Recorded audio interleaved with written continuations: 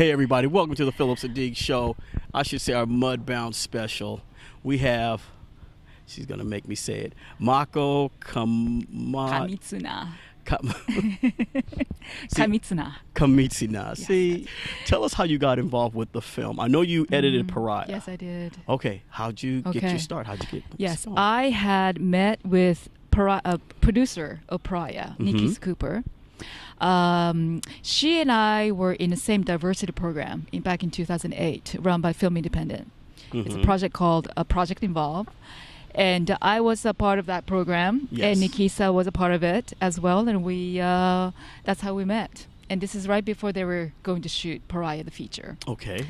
And Nikisa and I, so Nikisa knew Dee as a director very well. Yes. And she was looking for probably like a very specific kind of editor who would match up with Dee's aesthetics and Dee's. And she introduced me to Dee. And at the time, Dee had a short film, Pariah, which she was trying to get a kind of trailer of a short film. Yes. And she asked me to try to edit the trailer, and which I did.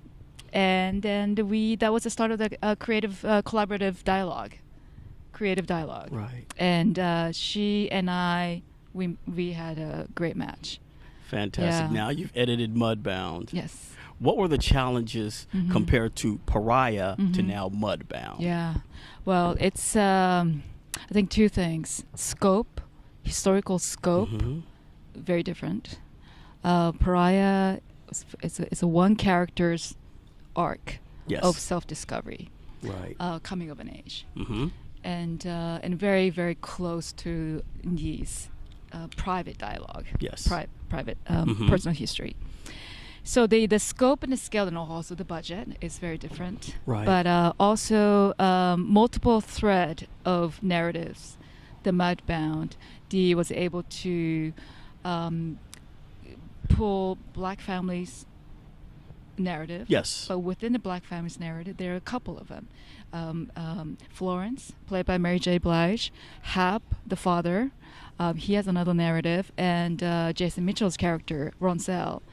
There's three different subtextual narrative happening within the Black family, and also within the white family. Yes. We have Laura, we have Henry, we have Jamie. Three different sub-narrative. It's all about weaving all these together. That was the biggest challenge as an editor during post-production. Yeah, I've seen the trailer, and I tell you, the trailer, some of the scenes in there, I just... What scene was it? What scene? Oh gosh, made you when the guy, I guess he was walking out the store, and he heard a car backfire. He jumped, and then the black guy handed him his hat, and he was... Yes. His hand was shaking. Yes. And I was like, okay, was it a black thing or a white thing? And he said, it gets better. I'm like, oh my goodness. It'll stop eventually. Military. Yeah. They both came back from the war. Yes. Yeah, so. Yes. Okay. Yes. Well, I can't wait. I'm looking forward to seeing this. It's fantastic. Yeah.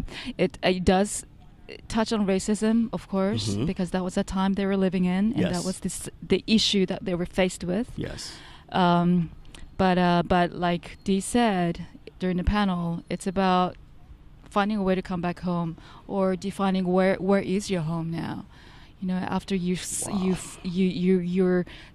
exposed to life lesson, life gives you, you're tested by life, challenged by life. Yes. That's how the Ronsel, when she's taken out of South to go to Europe to fight Nazi, he's seen the world. He's seen the bigger world, how they operate. Yes. And coming back to South, having seen what he's seen, he have to define who he is now. Right. What's his shade? What's his color? Yeah. And finding your identity, really. Yeah. It's beyond color of the skin. It's about defining where do you belong now. Having seen what you've seen, having felt what you have felt, where is your home? And if there is no home, then you need to create it. Where do you go to create it? I think there's an old saying, it says, how are you going to keep them down on the farm once they've been to Paris? And they come back, it's like, okay, you guys, Yeah. Okay, well, we got the wrap up sign, but thank you so much, and I'm really looking forward to seeing this film. Yes, you do. I Thank can't you. wait.